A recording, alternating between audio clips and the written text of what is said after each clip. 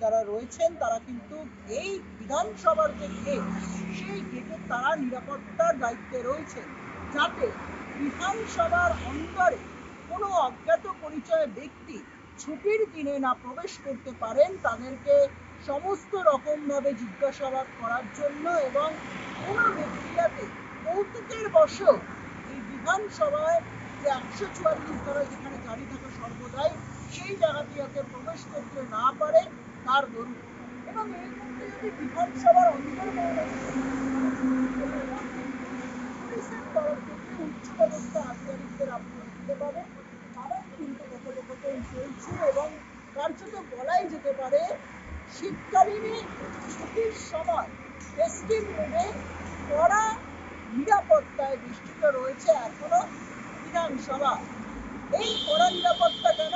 সংসদে smoke can কাণ্ড ঘটনার পর তারপর থেকেই কিন্তু নড়ে চড়ে বসে বিধানসভা।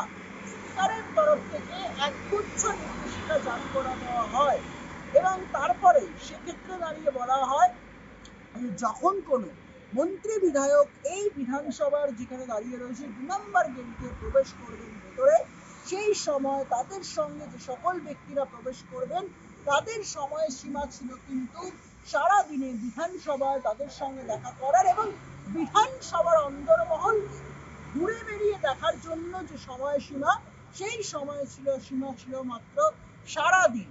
আর এখন সংসদের এই স্মোক ক্যান কাণ্ড ঘটনার পর, যেখানে 141 জন সংসদকে বহিষ্কারের পর নড়ে চড়ে বসলো রাজ্য বিধানসভা এবং কার্যত এখন সেই স্লিপের সময়সীমাতে রাখা হয়েছে মাত্র 2 ঘন্টা। অর্থাৎ 2 ঘন্টার মধ্যে আপনার সারা দিনের যাবতীয় কাজ, অর্থাৎ বিধানসভাকে কৌতুকের বসে দেখার যে আপ্রাণ চেষ্টা, সেই সীমাতেও সেরে এসে কিন্তু 2 ঘন্টার মধ্যে আপনাকে বিধানসভার অন্দরমহল থেকে বাহিরে বেরিয়ে আসতে হবে। আর এই মুহূর্তে কিন্তু কিছুদিন আগেই গেছে বিধানসভার পুষ্প প্রদর্শনী অনুষ্ঠান। এই অনুষ্ঠানেও কিন্তু ঠিক একই রকম ভাবে নিরাপত্তা কড়া বলয় অটুট ছিল বিধানসভার অন্দরে এবং বিধানসভার বাইরে। আর আজ বর্ষবরণের শেষ দিন, শেষ বছরের শেষ মাসে এসেও এই একই ছবি দেখা যাচ্ছে কিন্তু বিধানসভার অন্দরে এবং বিধানসভার বাইরে। এখন বিধানসভায় আজকে একটি গুরুত্বপূর্ণ ছুটির দিন চলছে, সেই দিনের জন্য ইতিমধ্যেই কোনো মন্ত্রী এবং কিংবা বিধায়করা তারা উপস্থিত নেই।